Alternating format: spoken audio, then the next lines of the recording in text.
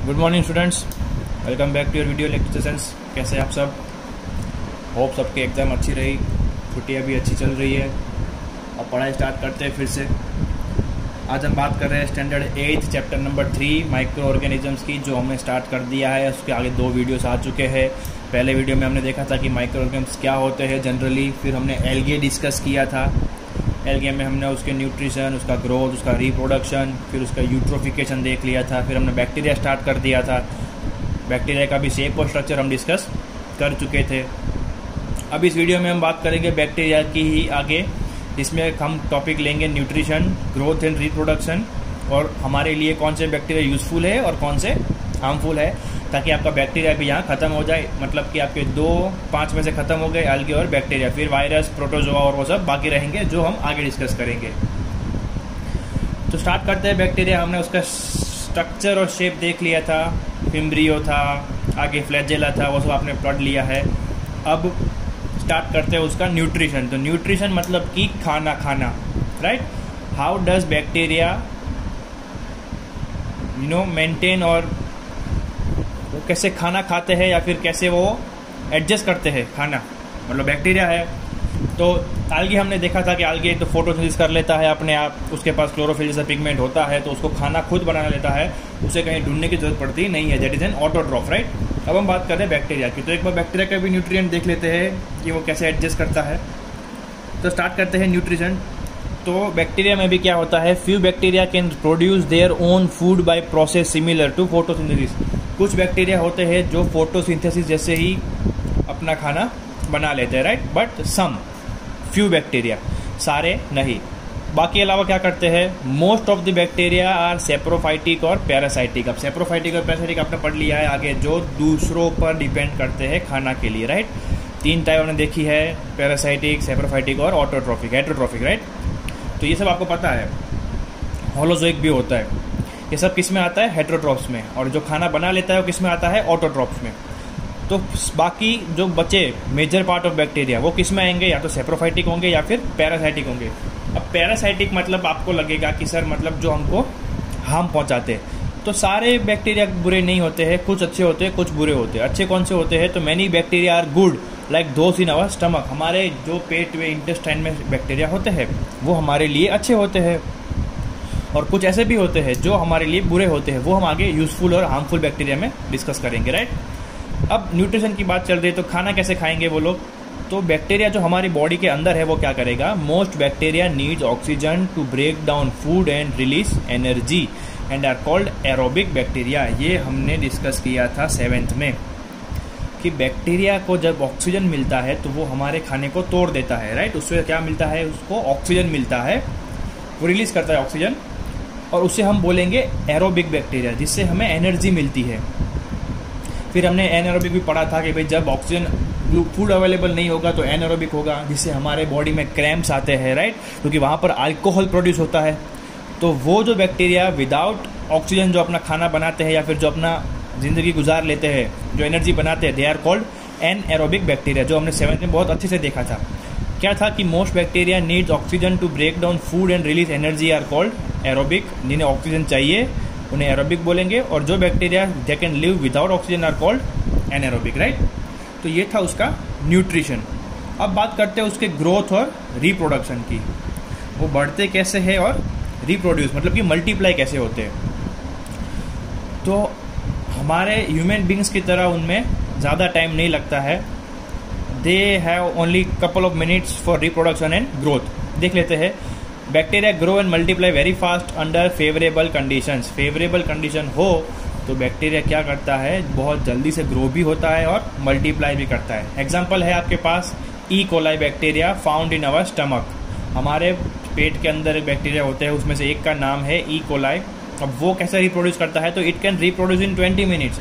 20 minute में अपना एक डुप्लीकेट या फिर अपना एक रेप्लीकेट, अपना एक ऑफस्प्रिंग वो बना लेगा, ओनली इन 20 मिनट्स। बट कब, जब कि कंडीशंस फेवरेबल हो। मतलब कि आप इससे समझ सकते हो कि वो कितने जल्दी ग्रो हो सकते हैं, कितने जल्दी मल्टीप्लाई हो सकते हैं। अब जब कंडीशंस अनफेवरेबल होगी तब क्या होगा, तो under unfavourable conditions they live in spores और सिस्ट लाइक प्रोटेक्टिव लेयर्स। अब जब बाहर का कंडीशंस अनफेवरेबल है उनको मल्टीप्लाई या ग्रो होने के लिए या फिर रिप्रोड्यूस करने के लिए, तो वो क्या करेंगे, अपने आजू बाजू में एक प्रोटेक्टिव लेयर बना लेंगे, जिसे स्पोर भी बोल सकते हैं, या फिर बैक्टीरिया के लिए अगर बोलेंगे तो सिस्ट्स। वो क्या करेंगे, उनको प्रोटेक्ट करेंगे। कब तक, जब तक कि उन्हें एक फेवरेबल कंडीशन वापस से मिलता नहीं है। अब bacteria reproduce asexually bye binary fusion, ये भी हमने 7th में पढ़ा है।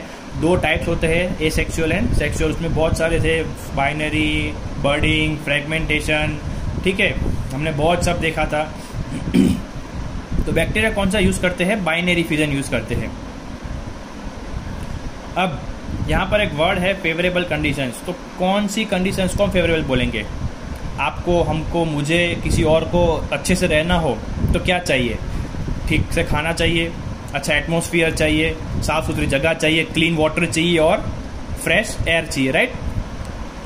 तो इनकी भी जो कंडीशंस है फेवरेबल, इनके हिसाब से भी यही सब आता है कि उन्हें मॉइस्ट कंडीशन चाहिए, टेम्परेचर 37 चाहिए और प्लेंटी ऑफ फूड चाहिए। अगर ये 3-4 चीज़ें उन्हें मिलती है तो उनके लिए वो क्या बन जाता है, फेवरेबल कंडीशंस बन जाता है। और फिर वो अपना ग्रोइंग या मल्टीप्लिकेशन का जो पीरियड है वो कैरी ऑन रखते हैं। और अगर ये उन्हें मिलता रहा तो हमने देखा कि एक जो बैक्टीरिया हमारे स्टमक में होता है, that can only reproduce with in a minute of 20 minutes, मतलब 20 मिनट में वो अपने आप को डुप्लीकेट या फिर रेप्लिकेट करना स्टार्ट कर देगा, राइट। तो ये था इनका ग्रोथ और रिप्रोडक्शन। यहाँ पर 2 चीज़ें याद रखनी है, कौन सी? तो E coli can reproduce in 20 minutes. अगर अनफेवरेबल कंडीशंस है तो वो सिस्ट बना लेते हैं। और सबसे इंपॉर्टेंट कि वो बाइनरी फिजन से क्या करते हैं, रिप्रोड्यूस करते हैं, that is an asexual reproduction type, right. अब यहाँ पर न्यूट्रिशन खत्म हो गया, ग्रोथ खत्म हो गया, रिप्रोडक्शन खत्म हो गया, स्ट्रक्चर हमने आगे देख लिया था। अब सिर्फ एक टॉपिक बाकी है, बैक्टीरिया यूजफुल या हार्मफुल कैसे हो सकते हैं, तो वो भी देख लेते हैं आगे। तो बात करेंगे यूजफुल बैक्टीरिया की, कौन कौन से बैक्टीरिया हमें यूजफुल होते हैं और किस किस टाइप में यूजफुल होते हैं, राइट। तो पहला पॉइंट है, आपकी टेक्स्ट बुक में 6 पॉइंट दिए हुए हैं, यहाँ पर कंबाइन कर दिए मैंने। तो आपका पहला पॉइंट है, bacteria helps in making many food items, ठीक है। बहुत सारी खाने पीने की चीज़ें जो होती है वो किससे बनती है, बैक्टीरिया की मदद से बनती है। कौन कौन सी होती है? तो अल्कोहल, मतलब कि दारू बनाने में वो काम आता है। विनेगर, जो खाने में गिरता है, आप सबको पता है। फिर है योगर्ट, दही, और फिर है चीज़। तो ये जो चीज़ और योगर्ट है जो दूध से बनाते हैं, राइट, उसमें बैक्टीरिया काम करते हैं। और उस प्रोसेस को क्या बोलते हैं? This process is called fermentation. क्या बोलते हैं? फर्मेंटेशन बोलते हैं। मतलब कि बैक्टीरिया जिस भी चीज़ में काम करता है खाने चीज़ बनाने के लिए, उस प्रोसेस को क्या बोला जाता है? फर्मेंटेशन बोला जाता है, राइट। अब खाने के अलावा बैक्टीरिया जो होता है वो बहुत अलग भी और भी चीज़ों में काम करता है। कैसे? तो एंटीबायोटिक्स आपको पता है दवाई होती है, राइट। तो बैक्टीरिया जो होता है वो दवाई बनाने के भी काम आता है। Antibiotics used as medicine are made from bacteria. बहुत सारे बैक्टीरिया जो होते हैं वो यूज़ होते हैं दवाई बनाने के टाइम पे। जो एंटीबायोटिक्स हमें दी जाती है दवाई, उसमें क्या रहता है? बैक्टीरिया रहता है। तो ये भी एक यूजफुल बैक्टीरिया हुआ। फिर तीसरा पॉइंट है, they are also used in leather and jute industry. अब लेदर के बारे में हमने पढ़ा था 6th या 7th में। टैनिंग जो होता है, लेदर को, एनिमल स्किन को जो निकालने के बाद उसे जो प्रोसेस किया जाता है, that is called tanning, right. तो वहाँ पर भी बैक्टीरिया यूज़ होते हैं। फिर जूट इंडस्ट्री में हमने देखा था, वो भी 6-7 में पढ़ा था कि जब जूट हम निकाल लेते हैं, जूट हमें प्लांट में से मिलता है, राइट, फाइबर हमें जो बनाते हैं, लेकिन उससे पहले उसे साफ करना पड़ता है। तो उसे स्टेगनेंट वाटर में डाल देते हैं। क्यों? क्योंकि उसके ऊपर एक जो चिपचिपा सा एक लेयर होता है जो उसे प्रोटेक्ट करता है। उसे कौन खा जाएगा? बैक्टीरिया खा जाएगा, राइट। तो वो भी हमें मदद कर रहा है क्योंकि जूट को साफ कर देगा, उसके बाद हम उसमें से फाइबर निकाल पाएंगे, या उसके अलावा हमें फाइबर मिलेगा नहीं। तो वहाँ पर भी बैक्टीरिया हेल्पफुल होते हैं। फिर आगे है, this bacteria in our food और intestine helps in absorption of food and protect from diseases. अब हमने आगे भी बात की कि हमारे स्टमक या इंटेस्टाइन के अंदर ई कोलाई बैक्टीरिया होते हैं। अब वो वहाँ पर क्यों होते हैं, उसका रीज़न यहाँ पर बताया गया है कि वो बैक्टीरिया जो हमारे इंटेस्टाइन में होते हैं वो क्या करते हैं? खाना एब्जॉर्ब करने में हेल्प करते हैं। कुछ चीज़ें हमारी बॉडी एब्जॉर्ब नहीं कर पाती है, वो बैक्टीरिया के थ्रू हम करते हैं, राइट। तो वो बैक्टीरिया उसमें हेल्प करता है और हमें डिसीज से भी प्रोटेक्ट करता है। कुछ बैक्टीरिया हमारी बॉडी में पहले से ही होते हैं तो वो अच्छे होते हैं, वो क्या करेंगे? हमारी बॉडी को प्रोटेक्ट करेंगे फॉरेन एंटीजन से। फिर नेक्स्ट पॉइंट क्या है? They also are natural decomposers. तो ये तो हमें पता ही है कि बैक्टीरिया जो होते हैं वो नेचुरल डीकम्पोजर्स भी होते हैं। और जैसे हमारी बॉडी में इंटेस्टाइन में वो एब्जॉर्ब करने में हेल्प करते हैं, जैसे वैसे ही वो एनिमल्स के भी बॉडी में रहते हैं, उनको भी खाना डाइजेस्ट करने में, फिर खाने के न्यूट्रिएंट्स को एब्जॉर्ब करने में हेल्प करते हैं, राइट। तो ये था उसका यूजेस, किसका, बैक्टीरिया का। अब आगे इसके हार्मफुल इफेक्ट देख लेते हैं।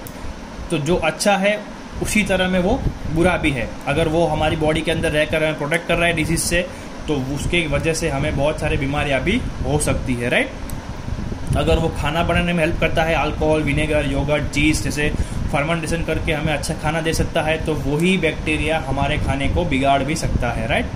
तो वो भी देख लेते हैं। Many disease in plants and animals are caused by them, they produce poisonous substance called toxins. अब हमारी बॉडी के अंदर है जो पहले से, वो हमारी बॉडी को प्रोटेक्ट करेंगे, बट बाहर से जो बैक्टीरिया हमारे ऊपर अटैक करते हैं वो क्या करेंगे, प्लांट या एनिमल्स में डिजीज़ फैलाएंगे, राइट। वो क्या करेंगे, हमारी बॉडी के ऊपर एक पॉइजनस, जहरीला सब्सटेंस बनाएंगे जिसे टॉक्सिन्स कहा जाता है, और उससे हमें क्या करेंगे, वो बीमार करेंगे। फिर कौन कौन से होते हैं ये बैक्टीरिया जो हमें बीमार कर सकते हैं। तो टाइफॉइड एक बीमारी है जो बैक्टीरिया से होती है। टीबी, जिसका फुल फॉर्म है ट्यूबर बैसिलस, राइट, ट्यूबरक्यूलोबैसिलस, ये भी एक दम लंग्स की बीमारी है, राइट, वो भी बैक्टीरिया की वजह से होती है। कॉलेरा, निमोनिया, ये सारी बीमारियां जो होती है वो किसके वजह से होती है, बैक्टीरिया के हार्मफुल इफेक्ट की वजह से, राइट। तो इससे हमें पता चलता है कि सारे बैक्टीरिया अच्छे भी नहीं होते, बट सारे बैक्टीरिया खराब भी नहीं होते, राइट। अब दूसरा पॉइंट क्या है, they are also responsible for spoiling food, milk and also meat. अब वो खाना भी बिगाड़ देगा, मतलब कि वेजिटेबल्स, मिल्क भी बिगाड़ सकता है, और उसके साथ साथ मीट को भी ये सड़ा सकता है, राइट। हमने ऊपर ही पढ़ा था कि वो योगर्ट और चीज़ बनाता है मिल्क में से, दही और चीज़ हमें बना के देगा, फर्मेंटेशन प्रोसेस करेगा, तो वो अच्छी बात है। बट अगर अलग स्पीसीज है, फिर कोई हार्मफुल बैक्टीरिया है, तो वो क्या करेगा, उसी दूध को बिगाड़ देगा, उसी खाने को बिगाड़ देगा, और फिर हमें क्या हो जाएगा, बीमारी हो जाएगी, राइट। तो ये यहाँ पर आपका बैक्टीरिया ख़त्म होता है। अब आप नेक्स्ट वीडियो में आपका नेक्स्ट टॉपिक डिस्कस करेंगे। तब तक आपका नीचे का होमवर्क मैं पढ़ देता हूँ। Explain in detail nutrition in bacteria, ये आपको पीडीएफ में से लिखना है। न्यूट्रिशन का पैराग्राफ है वो। Explain in detail growth and reproduction in bacteria, ये भी आपको पीडीएफ में से लिखना है, पैराग्राफ है पूरा वो। Describe useful bacteria, right about harmful bacteria, वो भी आपको 2 अलग अलग पैराग्राफ दिए हुए हैं, वो भी आपको कहाँ से लिखना है, पीडीएफ में से लिखना है। तो मिलते हैं अगले वीडियो में, तब तक आप होमवर्क कीजिए, पढ़ते रहिए, पता ना चले तो मैसेज करिए मुझे, राइट। और 8th स्टैंडर्ड का बहुत ख़राब रिकॉर्ड रहा है, स्कूल की तरह ही किसी का भी होमवर्क नहीं आ रहा है। मुझे पेरेंट्स को फ़ोन करना न पड़े, क्योंकि अब ऑलमोस्ट 6 मंथ्स हो चुके हैं, और बहुत सारे बच्चे वीडियो देखते हैं, ऑनलाइन दिखते हैं, बट फिर भी होमवर्क नहीं आ रहा है। तो आपके घर पर फ़ोन जाए उससे पहले प्लीज़ होमवर्क भेजना स्टार्ट कर दीजिए, क्योंकि स्कूल एज पर रूल्स और रेगुलेशंस चल रहा है, आपके वीडियोस भी आ रहे हैं, आपके एग्ज़ाम्स भी हो रही है, तो सब कुछ एज नॉर्मल चल रहा है, बस आप घर पे बैठ के पढ़ रहे हैं, इससे ज़्यादा कोई फ़र्क पड़ा नहीं है। तो एक आखिरी रिक्वेस्ट कर रहा हूँ, होमवर्क भेज दीजिएगा प्लीज़, ठीक है। तब तक मिलते हैं नेक्स्ट वीडियो में। Stay home, stay safe, good bye.